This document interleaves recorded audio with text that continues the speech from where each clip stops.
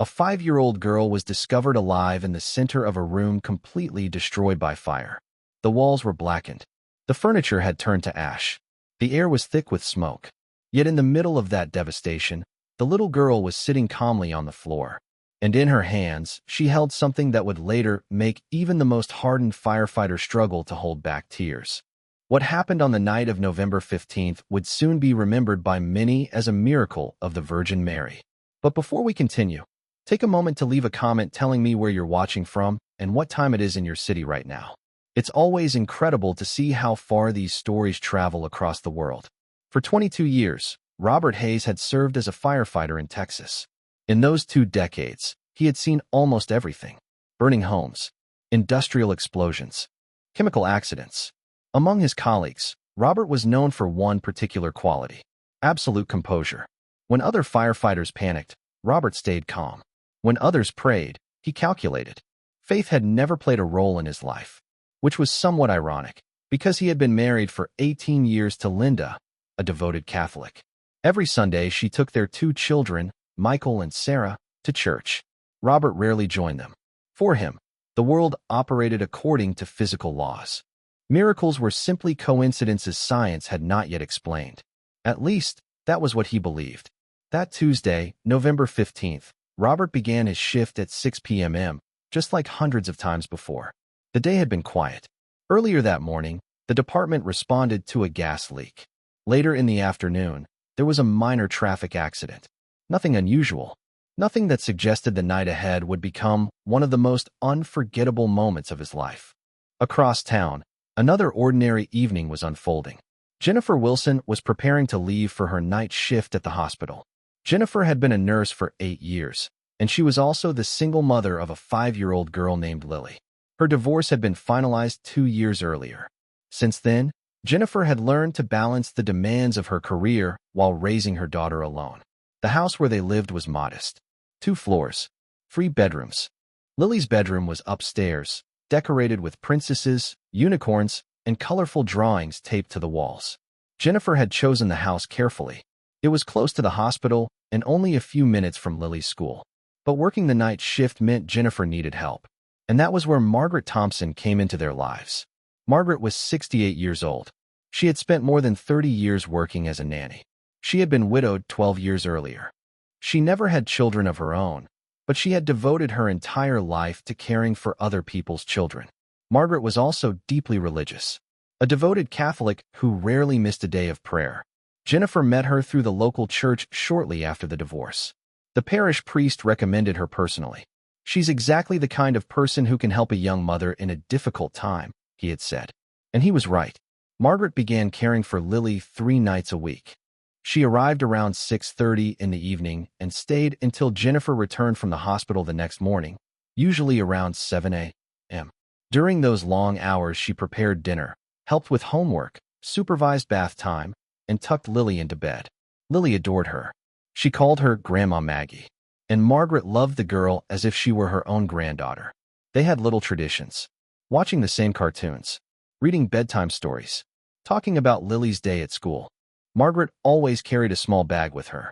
Inside were her reading glasses, a small Bible, some medicine, and a rosary she had received years earlier from a family she once worked for. That rosary meant a great deal to her. She used it every day during her prayers. Jennifer never minded Margaret's religious habits. In fact, she often told friends that Margaret had been a wonderful influence on Lily. She taught her kindness, patience, respect. That Tuesday evening began like any other. Jennifer prepared a quick snack before leaving for work and gave Margaret the usual instructions. Lily was excited because she had learned a new song at school and couldn't wait to sing it for Grandma Maggie. At exactly 7 p.m., Jennifer kissed her daughter goodnight and headed for the hospital. None of them had the slightest idea how different this night would become. Margaret prepared Lily's favorite dinner: pasta with tomato sauce and meatballs. While they ate, Lily talked nonstop about her day at school, her friends, the games they played at recess, the activities in class. After dinner, they moved to the living room to watch cartoons. Margaret sat in her favorite armchair and worked on a knitted blanket she planned to donate to the church. It was a peaceful moment, a quiet transition from day to night. At 8:30 p.m., it was time for Lily's bath. Margaret supervised while the little girl washed and brushed her teeth. Afterward, Lily put on her colorful unicorn pajamas. Together, they went upstairs to her bedroom. The room was cozy. Soft pink walls, a small canopy bed. On the nightstand sat a glass of water and a lamp shaped like a crescent moon. Margaret followed the same bedtime routine every night. First, they chose a book. That evening, Lily picked a story about a princess who helped animals in the forest.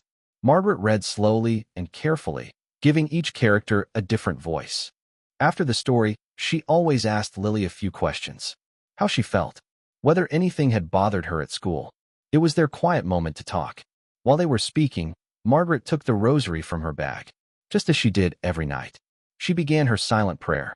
Lily noticed the beads immediately. "What's that?" she asked curiously. Margaret smiled. "It's called a rosary," she explained gently. "It helps people pray and talk to the Virgin Mary and ask her to protect the people we love." Lily listened carefully as Margaret showed her the beads and explained how they worked. It was a simple, spontaneous moment. After a few minutes, Margaret placed the rosary on the nightstand. Soon Lily fell asleep peacefully, hugging her teddy bear. Margaret tucked the blanket around her and quietly left the room. Back downstairs, Margaret settled into her armchair and turned on the television. A soap opera played softly in the background. She continued knitting the blanket while occasionally glancing at the clock. Every now and then she paused to listen to the sounds of the house, always alert in case Lily woke up. Around 10:20 p.m., Margaret noticed something unusual. A smell. At first she assumed it was coming from outside, maybe a neighbor burning leaves. But the smell grew stronger, and it seemed to be coming from inside the house. Margaret turned off the television. She sniffed the air again. This wasn't ordinary smoke. It was sharper, more chemical, more dangerous. Her stomach tightened. She stood up and began walking through the house. Her first thought was the kitchen. Perhaps she had left something on the stove. But the stove was off. Everything looked normal. As she moved closer to the staircase, the smell intensified. A sense of fear began to rise inside her. Slowly, she climbed the stairs. By the time she reached the second floor, she knew something was terribly wrong. A thin haze of smoke was already filling the hallway. Margaret's heart began pounding. She tried to move toward Lily's bedroom, but the smoke thickened quickly. The air grew hotter. Her eyes burned. She began coughing. Margaret covered her mouth and nose with her sleeve and forced herself forward. But within seconds it became clear. She could not reach the room. The smoke was too thick. She could barely see. Breathing was becoming difficult. Desperate, Margaret shouted Lily's name. Again and again, but there was no answer. Only the terrifying crackling sound of flames somewhere on the second floor. In that moment, Margaret faced the most painful decision of her life. She could not reach Lily alone. She had to call for help. Margaret rushed downstairs and grabbed the kitchen phone. Her hands trembled as she dialed emergency services. The operator answered immediately. "Please hurry," Margaret cried. "There's a fire, and a 5-year-old child is trapped upstairs. I can't reach her." The operator asked for the address and details. Margaret answered everything as quickly as she could. The firefighters were already on their way. After hanging up, Margaret tried one last time to reach the stairs. But the situation had worsened. Smoke was already descending to the first floor, and through the smoke, she could see the orange glow of flames above. The fire was spreading fast. Margaret had no choice. She ran outside, opening every door and window she could along the way. Then she began screaming for help. Her cries echoed through the quiet neighborhood. Lights switched on in nearby houses. Neighbors rushed outside, and the night that would change everything had only just begun. A few of the neighbors tried to rush into the house, but the fire was already too strong. Without proper equipment, reaching the second floor would have been impossible and fatal. One woman offered Margaret water. Another tried to lead her to a chair on a nearby porch. But Margaret refused every attempt to comfort her. She remained in the street, staring at the burning house, trembling from head to toe, whispering the same desperate prayer again and again. Please let them get there in time. The flames kept spreading through the second floor. The upstairs windows glowed orange from within. Now and then sparks burst into the air, followed by violent tongues of fire. More neighbors gathered. No one knew what to do. They could only watch in horror. Then, at last, the sirens began to echo in the distance. Margaret felt relief and terror at the same time. The firefighters were here, but had they already arrived too late? The first truck to stop in front of the house belonged to the unit led by Robert Hayes. The moment Robert stepped out and looked up at the building, his experience told him everything he needed to know. This was going to be bad. Very bad. The second floor was already completely consumed. Dense black smoke poured from every upper window. Even before entering, Robert knew the odds. A 5-year-old child trapped that long under conditions like these. The chances of survival were almost non-existent. Margaret ran to him the instant she saw him. "You have to save Lily," she cried. "She's only 5. She's in the front bedroom, upstairs. I tried to get to her, but I couldn't." While she spoke, Robert's team was already moving into position. Hoses were unrolled, masks secured, tools prepared. The truck was aligned for the best possible access. Robert listened carefully while studying the house. He needed every detail. Where the staircase was, where the bedroom was, how the hallway was arranged.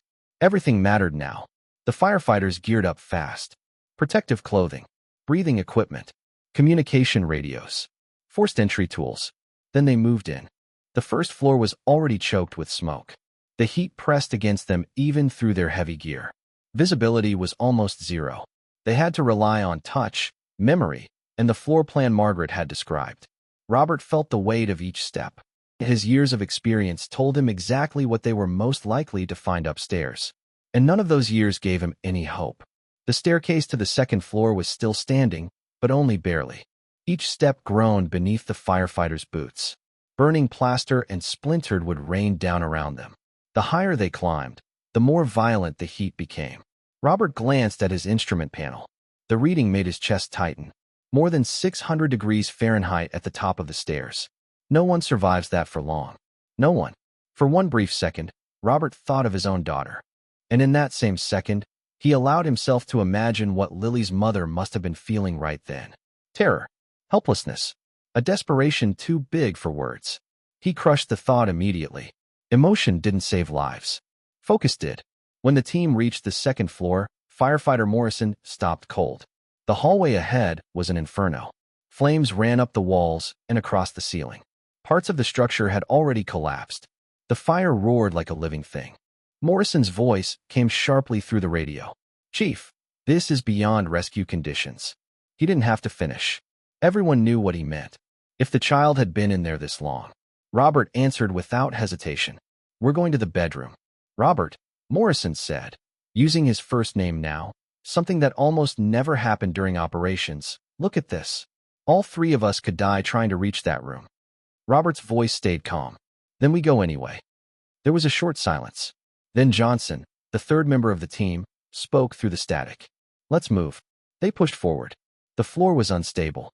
Broken beams and debris blocked parts of the hallway. They could barely see more than a few inches in front of them. According to Margaret, Lily's room was at the far end of the hall, at the front of the house. Every step toward it felt endless. And when they finally reached the doorway, Robert stopped. The bedroom door had already burned away.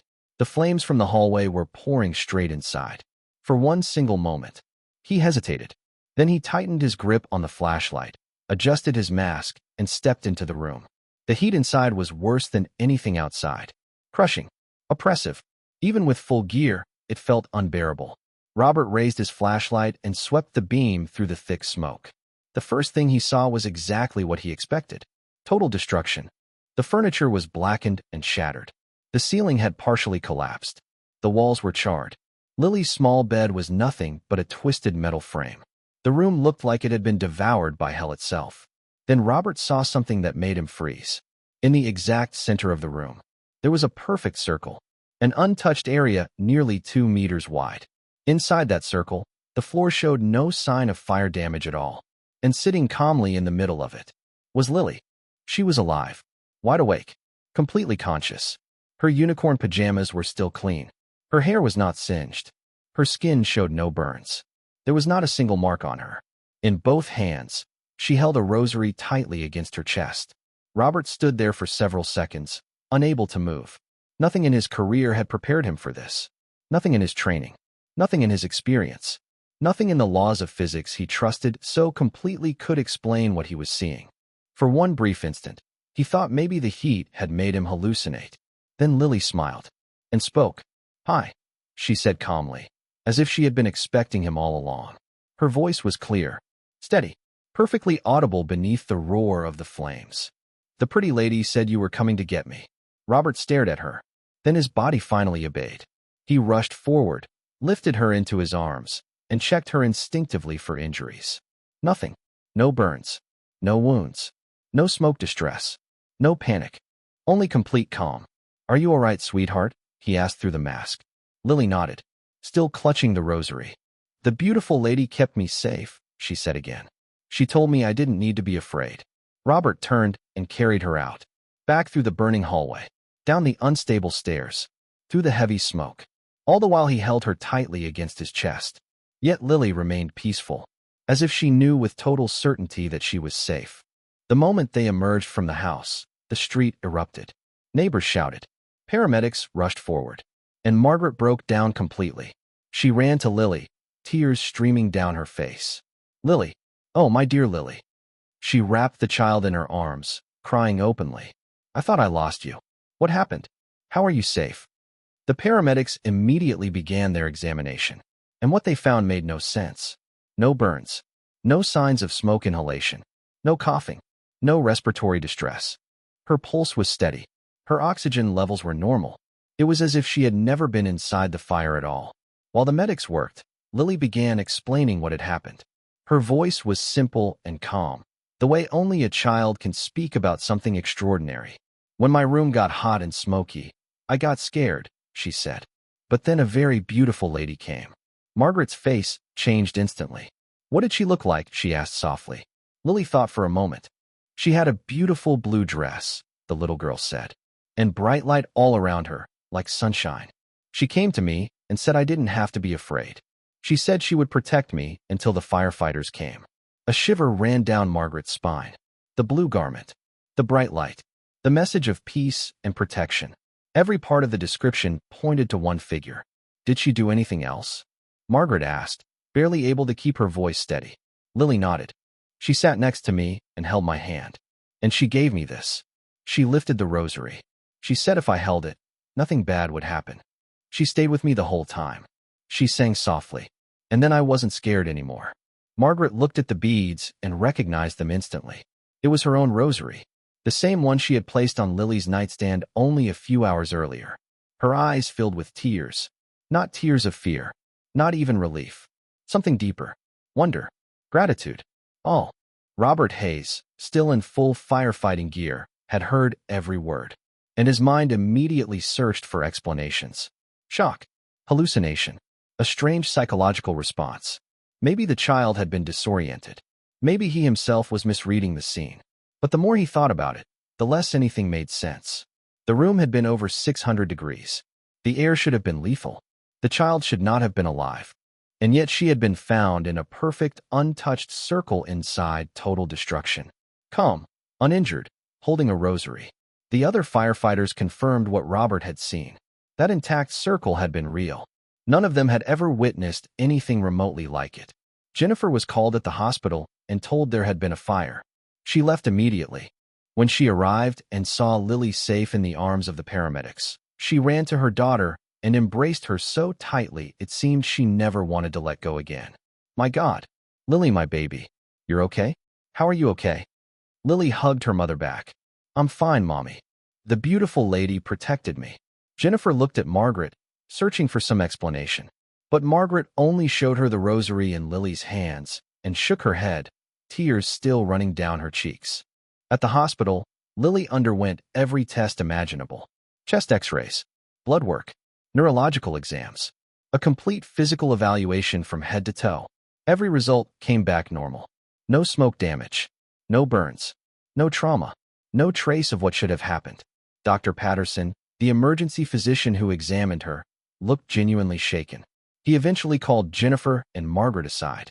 "Mrs. Wilson," he said carefully, "I do not know how to explain this.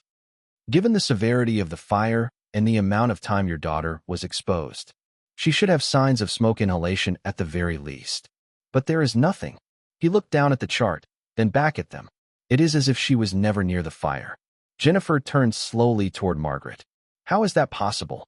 Dr. Patterson shook his head. "In 25 years of emergency medicine, I have never seen anything like this. Meanwhile, fire investigators were examining what remained of the house. They quickly found the origin of the blaze. An electrical failure in the air conditioning unit in the upstairs hallway. But what truly unsettled them was Lily's bedroom. Chief Investigator Thomas Reynolds spent hours inside it. He photographed everything, measured everything, collected samples from the carpet, the walls, the debris. The untouched circular area in the middle of the room measured just over 2 meters in diameter. Inside that circle, the floor and carpet were completely intact. No burn marks, no smoke staining, nothing. And just a few inches beyond it, everything was destroyed. Everything outside the circle had been destroyed. The walls were scorched black. The furniture had collapsed into twisted remains. The bed was gone. Only ashes, smoke, and ruin remained. Thomas Reynolds called in 2 additional investigators to examine the room. All 3 men studied the scene from every angle, measured the floor, checked the carpet, inspected the debris, and in the end, they all reached the same conclusion. There was no logical explanation. "This doesn't make sense," Thomas said quietly. One of the investigators suggested that perhaps something fire-resistant had been placed on that particular spot. Some unusual material. Some hidden protective layer. But Thomas shook his head. "I already checked. It's the same carpet as the rest of the room." He looked back at the untouched circle, and even if there had been some special material here, it still wouldn't explain this. There should be discoloration, minor heat damage, something. He paused. "But there's nothing." Then he said the words none of them would forget. "It's as if the fire simply refused to enter that space." But for the people who had actually lived through that night, the technical analysis no longer mattered most. What mattered was trying to understand what they had witnessed. Robert Hayes arrived home on Wednesday morning. His shift should have ended at 6. Instead, it stretched until 10. He opened the front door quietly, hoping Linda and the children had already left for the day. But Linda was still in the kitchen, sitting with a cup of coffee. The moment she looked at him, she knew. Something had happened. In 18 years of marriage, she had seen Robert come home from hundreds of emergency calls. He always carried the same expression. Controlled, steady, professional. But that morning, there was something different in his eyes. Something deeper. "Something happened," Linda said softly. It wasn't a question. Robert sat down heavily at the kitchen table. For a long moment, he said nothing. He only stared at his hands. The same hands that, only hours earlier, had carried a little girl who should not have been alive. Finally, he spoke. "We had a rescue last night." Linda waited. A 5-year-old girl trapped in a house fire. Still, Robert didn't continue right away. It was as if he were trying to force the memory into words that were too small to hold it. "When we got there, the second floor was completely gone. Flames everywhere.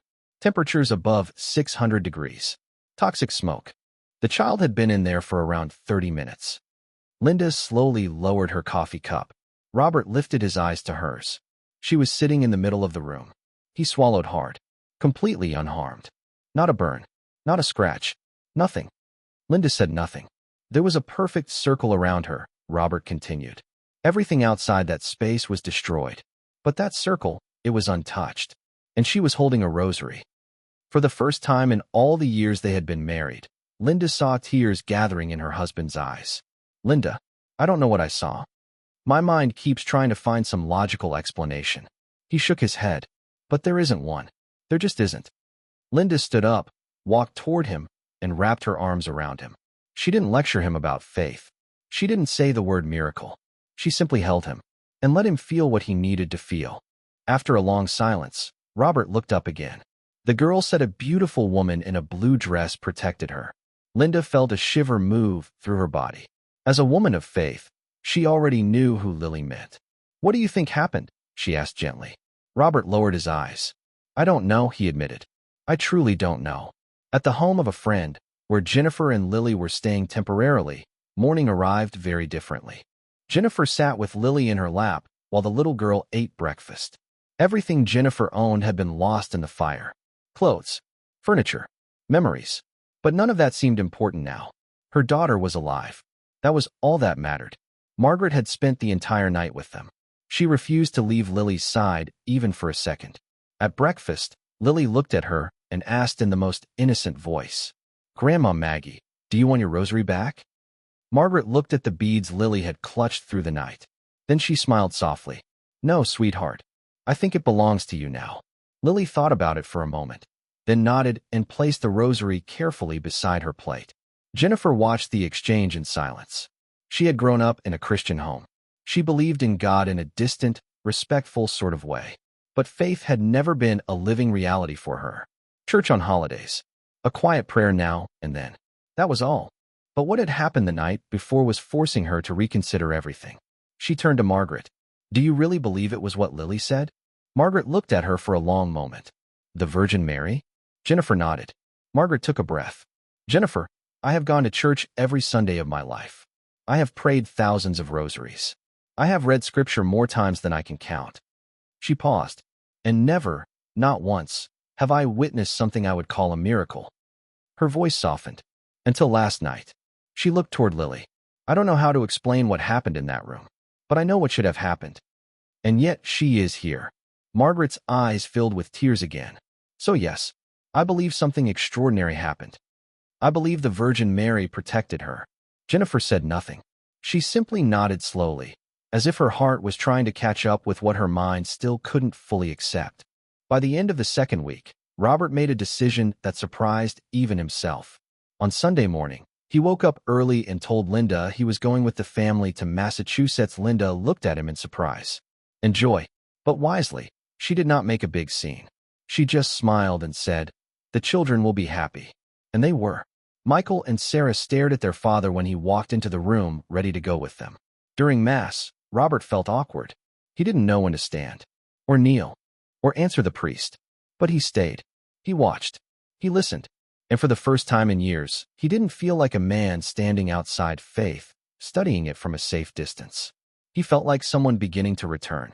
After church, the family went to a diner for breakfast. That was when Sarah asked him directly, "Dad, why did you come to church today?" Robert thought about giving a simple answer, something vague, but instead he chose honesty. "Because something happened at work 2 weeks ago," he said. "Something that made me question a lot of things." Michael looked up from his plate. "Was it that fire?" he asked. "The little girl?" Robert blinked. "How do you know about that?" "Everyone at school is talking about it," Michael said. "They say it was a miracle of the Virgin Mary." Robert looked at his son. "And what do you think?" Michael thought for a moment before answering. "I think it would be arrogant to believe we understand everything about the universe. If something happened that we can't explain, maybe it means there are things beyond our understanding." Robert smiled. Not because the answer solved anything, but because it was honest and wise, and somehow it gave him peace. 3 weeks after the fire, Jennifer found another house to rent. It was smaller than the old one, but it was safe, comfortable, and within her means. Margaret helped with the move. So did several members of Linda's church, whom Linda had quietly organized as soon as she heard about the tragedy. That was also the day Robert and Jennifer finally met face to face. Jennifer had thanked him before, but this time it was different. This was not a phone call. This was personal. "I never had the chance to thank you properly," Jennifer said, her voice trembling. "You saved my daughter." Robert shook his head. "I don't know if I was the one who saved her," he said quietly. "When we reached her, she was already protected somehow. I just carried her out." Jennifer took his hand. "You still went in there, when any rational person would have said it was too late. You didn't give up. That means everything to me." At that moment, Lily came running out of the new house, excited to show Margaret her room. When she saw Robert, she stopped for a second. The first time she had seen him, he had been hidden behind a helmet, a mask, and all the heavy gear. But then her face lit up with recognition. She ran to him and hugged his legs as tightly as only a 5-year-old child can. Robert knelt down to her level. "Hi, Lily," he said softly. "It's good to see you again." Lily smiled brightly. "Did you come to help us fix the new house?" "I did," Robert said.